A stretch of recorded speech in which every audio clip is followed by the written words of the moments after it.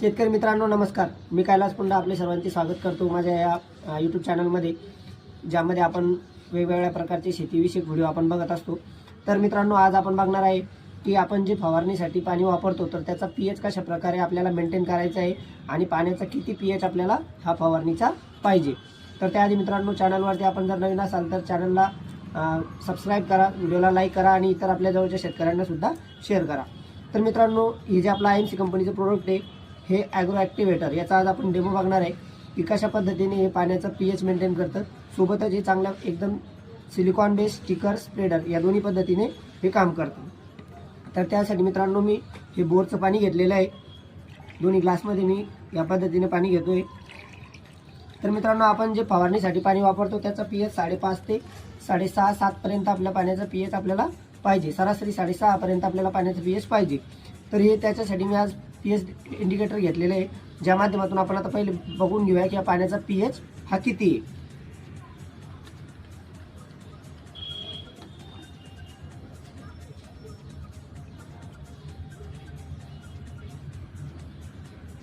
आपण बघू शकतो मित्रांनो, दोन्ही पाण्यामध्ये टाकल्याच्या नंतर या पद्धतीने या पाण्याचा पीएच आहे. सरासरी याच्या पाण्याचा पीएच आहे हा जो आहे तर 7.5 ते 8.5च्या दरम्यान हा आहे. या पद्धतीने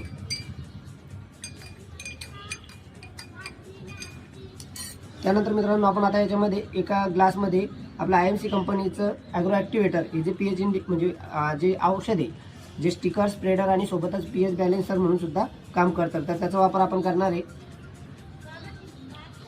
आपण बघू शकतो एका 20 लिटर पाण्यासाठी आपल्याला याचा 5 ते 10 ml वापर हा करायचा आहे. आणि आपण कुठल्याही पिकावरती कुठल्याही प्रकारचं बुरशीनाशक, कीटकनाशक किंवा कुठल्याही प्रकारचं टॉनिक जर आपण फवारणी करतोय तर त्याच्यामध्ये आपण याचा वापर हा करू शकतो. किंवा कुठल्याही खताची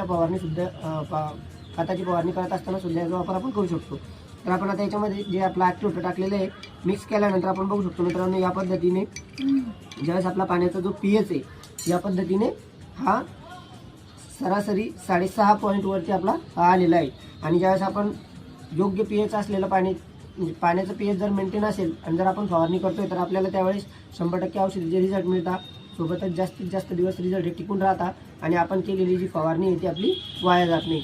तर त्यासाठी मित्रांनो, आपणही आपल्या कुठल्याही पिकावरती फवारणी करत असाल किंवा ड्रीपमधून जरी आपण याचा वापर केला तरी जमिनीचा आणि पाण्याचा पीएच मेंटेन करण्यासाठी हे काम करतं. तर याचा एकरी 500 ml वापर आपल्याला जमिनीतून करायचा आहे. ठिबकद्वारे करू शकता किंवा खतात मिक्स करून सुद्धा आपण टाकू शकतो. आणि फवारणीद्वारे 20 लिटर पाण्यासाठी 5 ते 10 ml